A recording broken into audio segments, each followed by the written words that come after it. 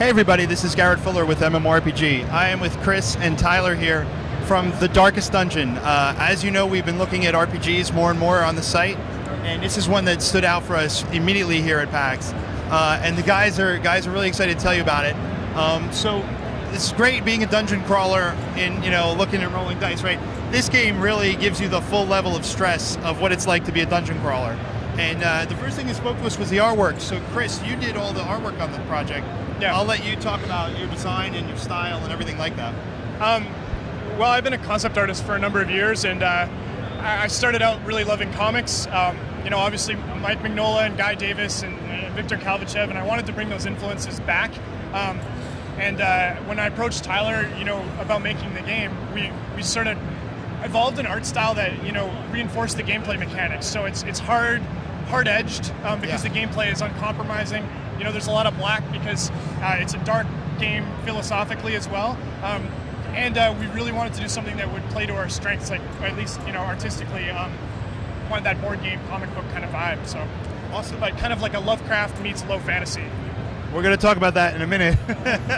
So as Tyler takes over, one of the things about the game that's really cool is not only you're managing combat and abilities, you're managing stress, and that was one of your cool mechanics that immediately we got. So tell us, how did you come up with that? And what? Well, that's really the core hook of the game is the fact that we were playing a lot of RPGs. We love RPGs, but usually what happens is somewhere along the line, the hero gets forgotten.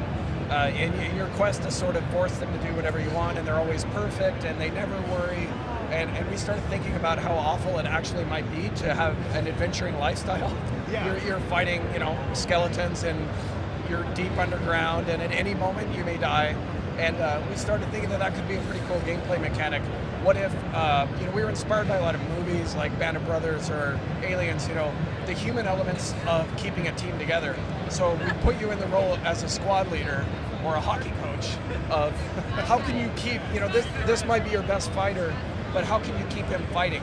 Right. And, just because you have the skill, that leaves out whether you're actually in a condition to fight. And so we thought that should be emphasized into a gameplay mechanic. One of the things I thought was really cool was you take breaks and you camp in the game, right? And as you're camping, the characters can freak each other out. Even though you're in the same party, totally. I can make a mistake and piss off the Crusader or something like that, and that causes problems. What was it like developing that? We pulled a lot from our experience as managers. I mean, I've been an art director, and Tyler's been a studio head and a design director, and you approach a game dev deadline, and some people shut down, other people, out of nowhere, do 4 days of work in an hour. So in some ways, we wanted to mirror that experience. Right. And again, play to the fallibility of the heroes. Around the campfire, the highwayman can tell sort of a pessimistic joke. Sometimes it lands, and everyone's like, yeah, you're a wild card. And other times it's I don't want to hear that. You're freaking me out. Yeah. So you never really know exactly how it's going to play. And like Tyler said, it's the game is about making the best of an imperfect situation as opposed to celebrating the perfection of your hero, right. Which I think has been done exceptionally well in a number of AAA games. And I just, if we wanted to do a dungeon game, we can't compete with those guys on that level, so we're trying it from a different angle. No, I think it really speaks to the players. I think a lot of people are going to see this and really get into it because of the fact that it's first of all, the game is hard. It definitely, I made it through the demo happily, but I lost a few on my party in the process. Yeah. But it is that experience of going darker and darker into this world. And one of the other things too is when you come across artifacts and things in the game, you actually touch them, it can freak your party out. What was that like? Well, one of the things that characters become afflicted with different stressful responses, but they also have personality quirks, and just like we do. And so one thing we wanted to play out is this risk-reward of curiosity of investigating what you're doing, because there may be a treasure. You may open the chest and there may be a treasure, or you might get poisoned. And same thing with the, I guess, sort of the Lovecraftian influence. There's a lot of reference to horrible creatures and elder god type things. And so there would be all that weird religious stuff paid off, or the curiosities. And so one of the neat quirks, for example, is your character actually might get a dark temptation. And when you walk by some weird idol or icon, they may interact with it on their own, taking that decision away from you, the player. Wow. Which in this case, in this game, is a good thing because you have to manage the whole party. You don't have 100% control over any character. Right. Yeah, and that's kind of cool. So how many characters are in the game that you're going to have to choose from in the beginning? Well, we've got 15 playable classes. Okay.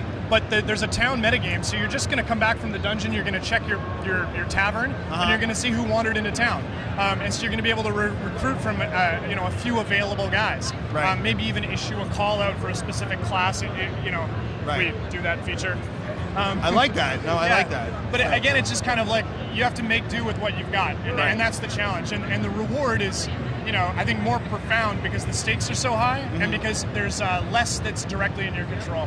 Cool. Well, and the classes themselves are almost like loot, and you'll see like there's a group of 4, but how you combine different classes to attack different quests is really important. That's part of the strategy of the game. Right. So you may find like, oh, I love to pair a plague doctor with a highwayman, and then you're really waiting for a new highwayman to come into town. And you're like, yes. So they're almost like loot themselves. I got you. So tell everybody where can they learn about you? When are you coming out? What's your plan? That's the ending. We gotta, but let everybody know because it looks great. Well, thank you. We really appreciate the interest. Darkestdungeon.com, oddly enough, is a website on the internet. Awesome. Our Kickstarter page also has a ton of information, and that stays up forever. So there's a mailing list on our website. We'd encourage people to sign up for that. Backer updates are going to be coming monthly. We do Twitch streams too, so you can check our Twitter @DarkestDungeon.